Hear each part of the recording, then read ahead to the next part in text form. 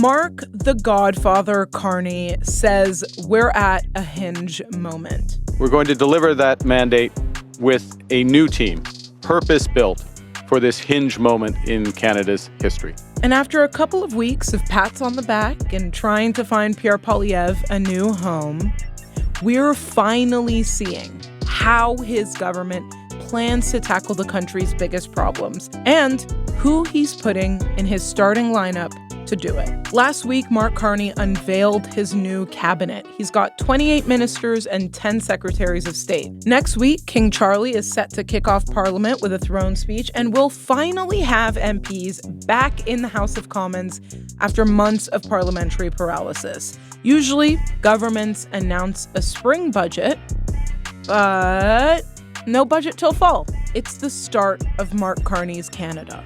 Nobody's up yet. No controversies, kinda.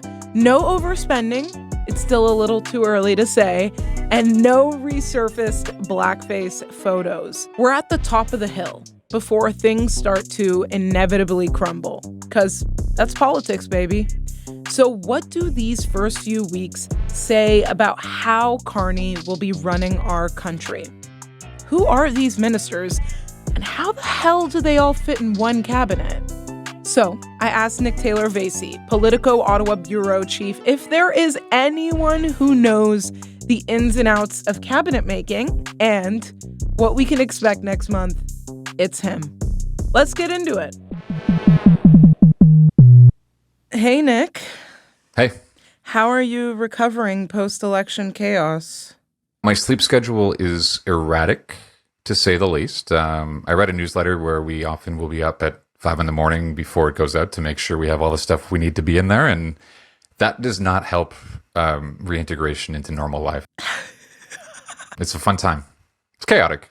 You know what doesn't help reintegration? I think a chaotic first week post-cabinet announcement. You know, it's crazy watching Canadian Identity and Culture Minister Stephen Guilbeault basically saying, no pipelines. As far as I know, there are no investors right now. There are no companies that are saying that they want to build an east-west pipeline. And as you know, these things are built by companies, not government. Which also kind of doesn't seem like his job. You know, we have Nate Erskine-Smith lamenting on national TV about not being picked as housing minister. And then it was a bit more of a personal reflection to say, you know, yeah, of course, frustrated. I changed my life around. And then we have Carney signing these strange, weird cosplay-style executive order signings. As we look to build out this economy, it's my pleasure on behalf of the Cabinet to sign this order to deliver that tax cut.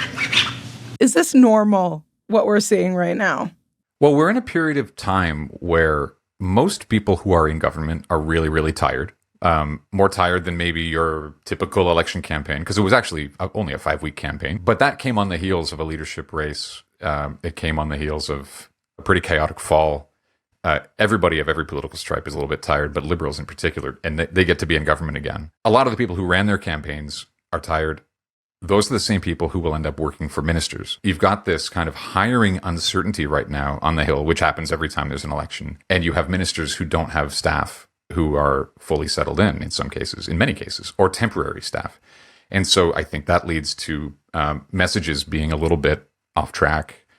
You may have exactly what you described as Stephen Guilbeault is talking about, pumping the brakes on new pipelines, where other Liberals are a lot more bullish on the idea of nation-building projects, including pipelines. There's varying degrees of deference or lack thereof to Albertan and Saskatchewan, and voices from Alberta and Saskatchewan, and this is a government getting its feet wet. I mean, there are a lot of rookies who are now not just in Parliament, which will be sitting about the end of the month, but also in Cabinet. I mean, being a member of Parliament and being a member of the Cabinet and learning those jobs at the same time. Jeez, like... I swear I heard there was like 13 rookie MPs in the Cabinet. Yeah, there are 15 new faces in Cabinet, and there are 13 rookie MPs in Cabinet. Not to mention the Secretaries of State, who are kind of Cabinet adjacent. There's always this strange time after the election where people just take a breath. But the way Mark Carney is talking about governing, he doesn't want to take a break. And so there's pressure to do all of this at hyper speed. I mean... Parliament's back at the end of the month, and there are priorities they want to get through. I think it just like speaks to how intense this moment is. Let's get into a little bit of the cabinet picks. I was watching the announcement on the CBC live stream, and it was kind of impossible to ignore that front row: Dominic LeBlanc, Melanie Joly, Francois-Philippe Champagne, Anita Anand, Patty, Stephen, Sean Fraser, Chrystia Freeland, like nearly everyone in that row of seats, filling the country's most high-profile files as part of that Trudeau old guard. You know, this whole campaign, Carney has said over and over and over again that this is a moment of change. Our government will deliver its mandate for change with urgency and determination. Why are we seeing so many of the same faces here, though? I think it's because there's this tension right now between change, which, of course, as you say, Carney governed on. He had to, but also stability, which he governed on. And you can't have a cabinet of 30 rookies. It's funny because, as you point out, during the swearing-in ceremony, you're looking at that front row. But then when we're standing outside of Rideau Hall watching people walk up, the PMO staff were actually circulating essentially flashcards of the new faces. Those were very helpful. Pronouncers for their names. You know, the broadcast journalists are like, how do we pronounce Buckley Belanger? Isn't it Belanger? And these are the sort of things we have to deal with. So that's the new and the change. Talk to me a little bit about how much you're seeing the Trump influence on this on Carney's cabinet. You know, what's standing out to you? Some of the main players who built relationships with key figures in the Trump administration will still be leveraging those. Like Dominic LeBlanc is focused now on Canada-U.S. trade and this sort of fuzzy title as One Canadian Economy. I love it. Here, let me say this out loud because it is a mouthful. Minister responsible for Canada-U.S. trade, intergovernmental affairs, and One Canadian Economy. Wow, what a title. Yeah, and it when you try to tie him together, it sort of seems like, okay, so he's the relationship guy. He's the guy who gets along with everybody, from premiers coast to coast, and also Howard Lutnick and some of the players in Washington. He still gets to do that. He still gets to be the guy who will smoke a cigar with the right people and make the right contacts and text, be on a texting basis with other influential people. Hopefully not on a Signal group chat. Yeah. Yeah. Melanie Joly she was moved to industry. I heard her at this conference of business leaders, the B7 Summit opening gala. She described her move from foreign affairs as leaving the front lines of where the trade war was caused to now industry and the economic front where the consequences are being felt. And if I'm not mistaken, she asked for the move, right? She asked to be moved away from foreign affairs. And then David McGuinty is the defense minister. So he was in the last few months, he was on the Oval Office couch, and he was the public safety minister who had also made inroads in Washington. So as a defense minister, I mean, that's very much a Canada-U.S. file. He still stays there. There's another little piece to this, like, almost Trump-influenced cabinet that I notice. Stephen Guilbeault is now Minister of Canadian Identity and Culture. If I'm not mistaken, I think it's a replacement for Minister of Heritage. It feels like that renaming is almost a little bit deliberate. Do you think it's a response to the Trump 51st state rhetoric, or is there some larger thinking behind that? I think that seems to be the vibe. I mean, I don't think it's an unnatural title either. I think a lot of normal people who don't obsess over politics would look at the Department of Canadian Heritage and think it's just history or something. It sounds like it. Yeah, like oh, those must be the people who make the minutes that we watch on TV. Love those. I mean, that's historic at Canada, and they're great, but they're not government. And so this is actually, I think, just a more straightforward way of saying it. This seems deliberate. He's an interesting choice. He's had the job before. In the earlier Trudeau years, he was the heritage minister. There was some controversy on some of the legislation that he tabled on broadcasting, online broadcasting. It's definitely a signal that he's still in cabinet to his importance in Quebec. And there is the obvious reaction in Western Canada to his appointment to any cabinet portfolio. It would have been a total disaster for Alberta, Saskatchewan, Ottawa relations if he had been in environment and climate. Well, they're still pissed at who was appointed anyways, so The Honourable Julie Aviva Dauberson, Minister of Environment and Climate Change. Well, yeah, I mean, therein lies the current debate, absolutely, because Julie Dauberson was his parliamentary secretary. She is born of the Trudeau era. She was as strong an advocate for carbon pricing and, well, run down the list of liberal climate policy. Julie Dauberson campaigned on it just as much as Stephen Guilbeault. They are... the reaction in Alberta to her appointment verged from mockery to what I would describe as cautious skepticism. Let me read out just some of the tweet that Danielle Smith posted after the appointment, just so our listeners get a sense of what she's saying. Okay.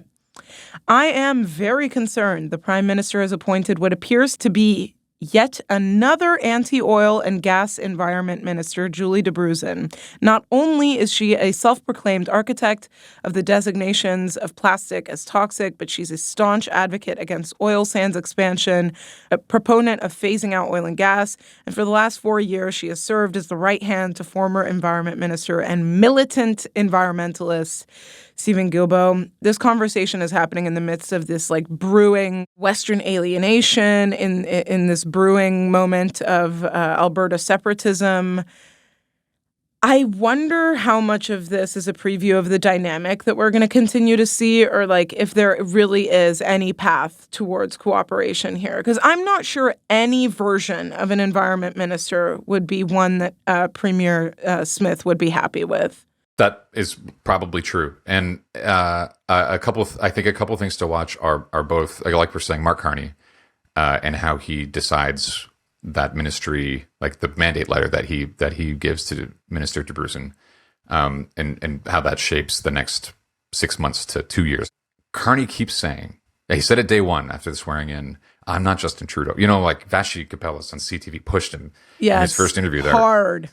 The reason why I highlight them is because they were at the forefront of the decisions that the previous government made. I disagree with that. They were. I mean, Mélanie Joly, François-Philippe Champagne, he led the industrial policy. Now he'll be in charge of finance. Dominic LeBlanc led a lot of those files as well. We are used to hearing from them, justifying and explaining the decisions that Justin Trudeau made. Well, so now we're going to hear from them again. Well, first off, now you're hearing from me.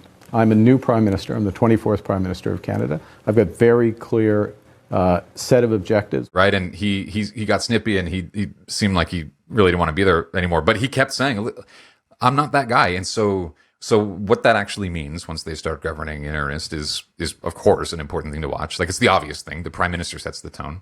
But the other is that there is a natural tension, and historically this is true, between the Environment Ministry and the Natural Resources Department, and now it is Energy and Natural Resources. The Albertan reaction to Tim Hodgson being appointed, I was just about to ask. It was night and day, right? The Honourable Tim Hodgson, Minister of Energy and Natural Resources. So that is always a yin-yang. Danielle Smith even occasionally had nice things to say about other Trudeau ministers. They got along when they actually met, and obviously didn't resolve everything, but they at least had professional relationships. I suspect that Tim Hodgson, he's kind of their guy. And he's a former hydro chair here in Ontario. And he's also a Goldman guy. Yeah, he's a Mark Carney guy. Yeah, he may come to symbolize the Carney cabinet. Carney has got his, there's the Goldman Sachs alum, Anna Gainey was involved with Canada 2020, the think tank where Carney was the advisory board chair.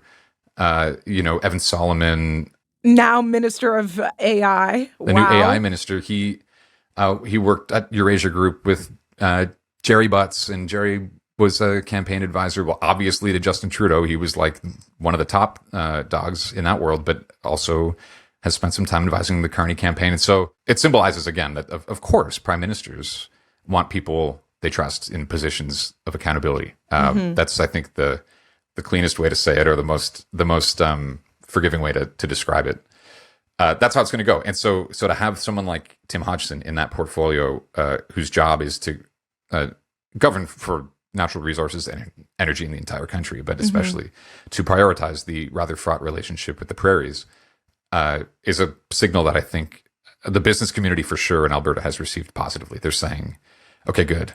That's a good start. Housing is probably one of the most important issues for Canadians right now, alongside the trade war, but it's also been a highly controversial portfolio. It was filled by Sean Fraser, and Pierre Poilievre really didn't like that guy. Sean Fraser was the immigration minister who caused the immigration crisis, the housing minister who gave us the housing crisis, and now he's the minister responsible for addressing the liberal crime crisis. It seems like he is the master at failing upward. They've had a lot of housing ministers. Yeah, and now it's being filled by Gregor Robertson, who's now the housing minister. You can tell me who he is and what is he walking into? Yeah, Gregor Robertson was the mayor of Vancouver at a time when housing prices in Vancouver skyrocketed. There were tough conversations about the impact of foreign investment in housing and the proper way to deal with that.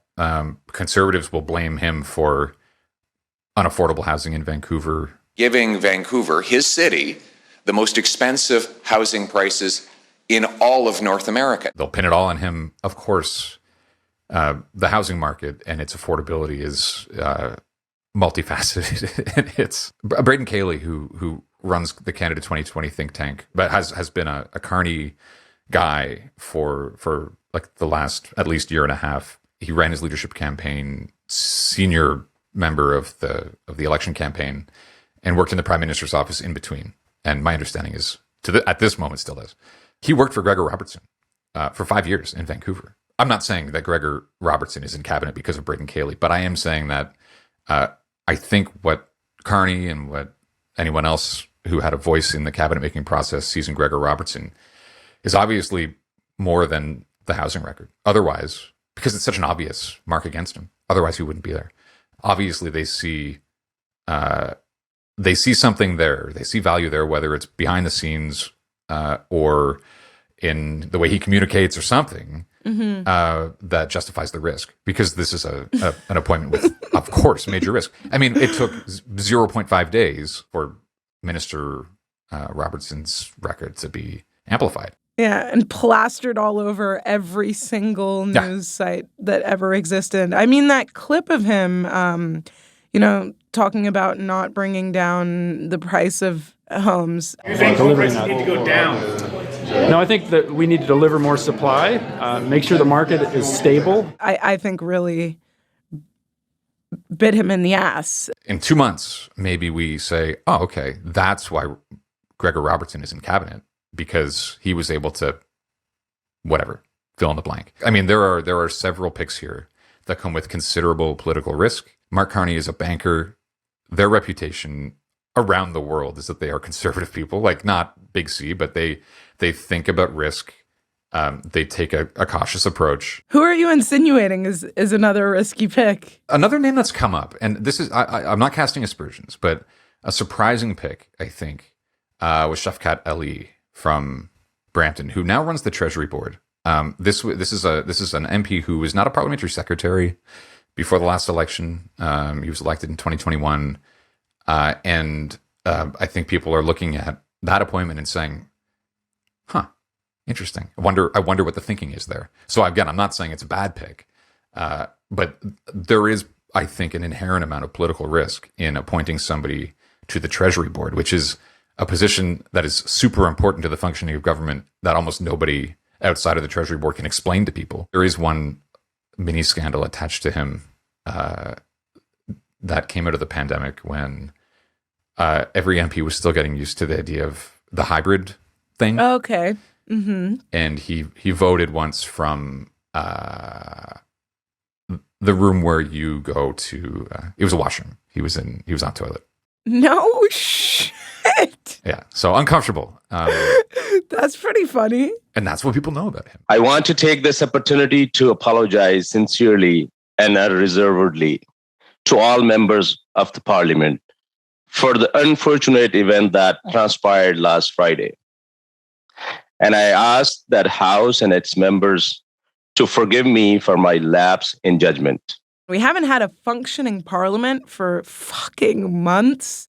What do you expect we're going to see when we get things rolling in Parliament? It's just kind of crazy we're going to be back in that building.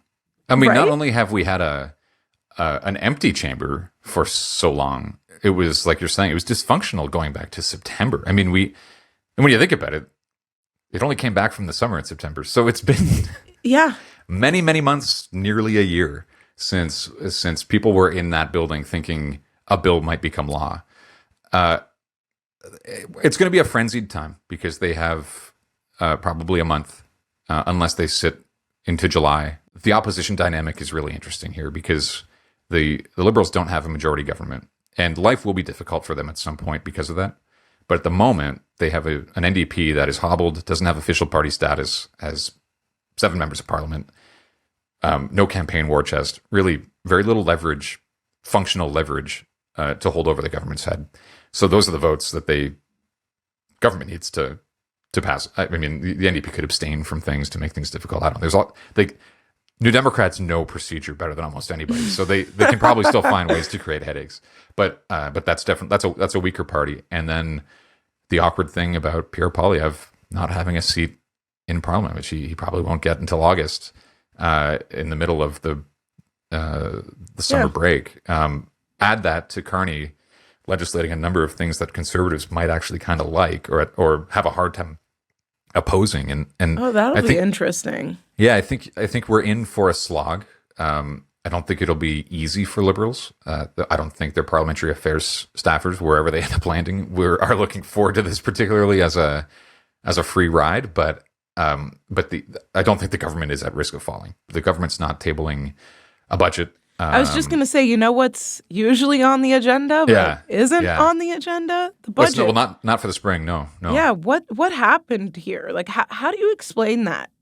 The logic must be, we campaigned on doing a few things quickly. Mm-hmm. We don't need a budget to accomplish those goals. Like the middle class tax cut. They want to table some kind of budget. Some kind of bill on interprovincial trade barriers, or at least the federal barriers that are still in place.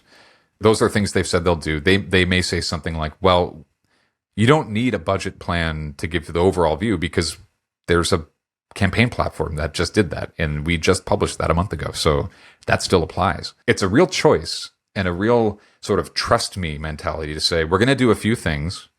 We're going to then leave for the summer, and then in the fall, you're going to get a fall economic statement, and that will be the first opportunity, I guess, to have a whole bunch of fiscal tables and economic outlooks that we'll all pore over and judge. Mark Carney is a guy who ran on being, I'm the guy for the economy. I'm the guy that's good for business. I feel like a lot of Canadians' patience on this budget will start to wither. It feels like a pretty big deal. I mean, I guess the question is, how many people in this country care enough about specifically there being a budget plan? But if you and I were to call our friends and family and say, like, can you believe they're not putting a budget out there? How many people would say, oh my God, that is scandalous? Now, the Liberals may be saying, or clearly they're saying that the political price for not putting a budget out there is worth paying.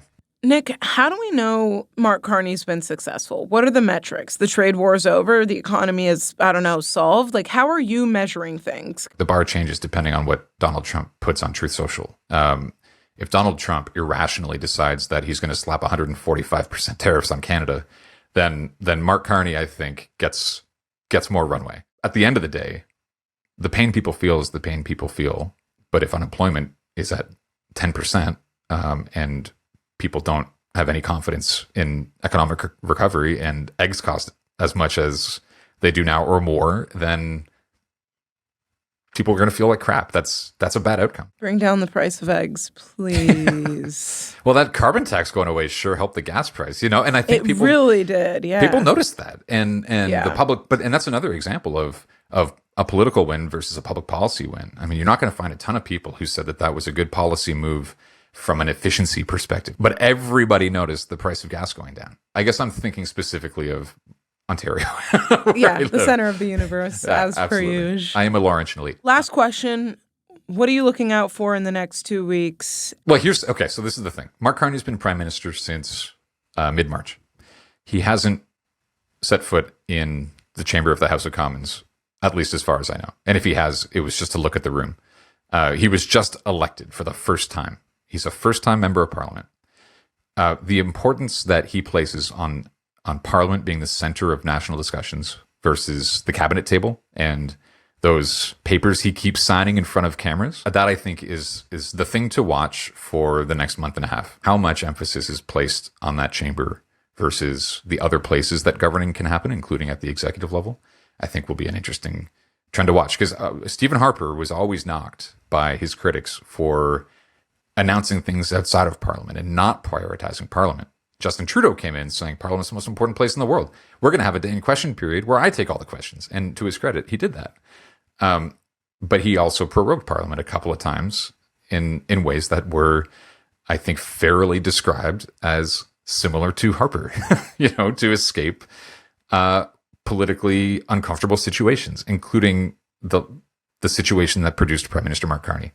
How Carney decides to define himself in those terms will be the thing to watch. Not just because every prime minister gets to define themselves in that way, but because he's decided to do things very quickly, and Parliament stands in the way of him doing a lot. So he's got to find a way to make it work for him. Yeah, it's going to be so interesting to see him kind of like grapple with what are the very difficult layers of Canadian bureaucracy. I mean, like, as you were saying, like, he keeps saying he wants to get things done and get them done quickly. I have never seen anything get done in Canada very, very quickly. So it'll be interesting to see. Yeah, like how much can he be a CEO or the board chair in a world of parliamentarians who want a say? I mean, that's just a fundamental tension. I cannot wait to watch it play out from my seat in the press gallery. Nick, thank you so much for taking the time to chat with me today. Thanks for having me. What a thrill. That's been This Week in Canadian Politics. I'll see you the next time I see you. If you like this episode, please leave us a like, a comment, a subscribe. You can hit the little bell to know that we are publishing another YouTube video. And please, please, please leave us a rating and review in any of the podcast apps of your choosing. You can find me anywhere on social media because I'm 25 like that. Search me up, Noor Azrieh, wherever you get your daily dose of internet. And you can email me directly at noor@canadaland.com. I want to know what you folks on YouTube are interested in seeing or hearing. So email me. I'll see you next time. Oh, fuck. Whoopsies.